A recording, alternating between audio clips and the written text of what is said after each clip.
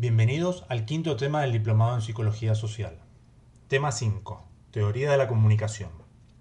La tarea principal de la psicología social es operar para facilitar la movilidad de estructuras de pensamiento. Esta tarea se centra alrededor de crear, fomentar y mantener la comunicación que va adquiriendo un desarrollo progresivo. De esta manera, el individuo se comunica, aprende, opera y se alivia de la situación de ansiedad básica, depresiva y o paranoica.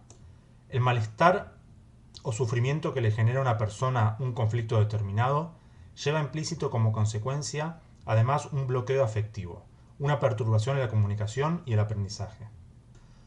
Los estallidos de violencia, las situaciones de agresión, las depresiones, el maltrato y los malos entendidos son los síntomas de la disfunción del grupo, sea este familiar, laboral o social. El punto central en todo momento de alienación es la rigidez que le impide al sujeto una buena comunicación y el aprendizaje de nuevas situaciones. La comunicación y el aprendizaje permanente entre los miembros de un grupo son las bases que permiten una adaptación activa a la realidad. Insistimos en el concepto de adaptación activa a la realidad, como la facultad del individuo para analizar, corregir y operar sobre los cambios que se producen en su contexto familiar y o social. Estos cambios le generan muchas veces un aumento descontrolado de las ansiedades básicas, elevando el nivel de sufrimiento hasta que aparece la patología como intento de solución del conflicto. Recordamos que las dos características básicas en todo proceso psicopatológico son, además del bloqueo afectivo inicial, los problemas en la comunicación y las dificultades en el aprendizaje ante los cambios. Nuestra conducta está relacionada con las emociones que sentimos y con el pensamiento que construimos. El hacer es el resultado final de estas dos. Comunicar es una palabra que viene del latín communis, que significa, entre otras cosas, poner en común, es decir, hacer partícipe a otros de lo que pensamos. La comunicación es la base de la existencia misma. Podríamos arriesgar que sin ella no viviríamos. No podemos no comunicarnos. Aún desde el silencio o la patología, algo queremos comunicar. Solo que esta comunicación está siendo interferida, obstaculizada y debe ser decodificada. Por eso el término incomunicación no existe. En realidad deberíamos hablar de mala comunicación en lugar de incomunicación. Cuando alguien no me habla, desde su silencio me está diciendo muchas cosas. No importa si tiene razón o no. Lo fundamental es decodificar el mensaje.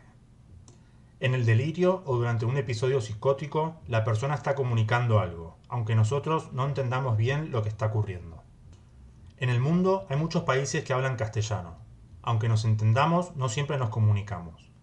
Los códigos culturales abarcan los gestos, el tono de voz, la forma de mirar, la historia, la geografía, los modismos o giros idiomáticos. La esencia de la comunicación exige un emisor, un receptor y un código en común. A veces, entre dos personas hay un conocimiento tal que basta una mirada para comunicarse. El código en común entre las personas es la base de una relación.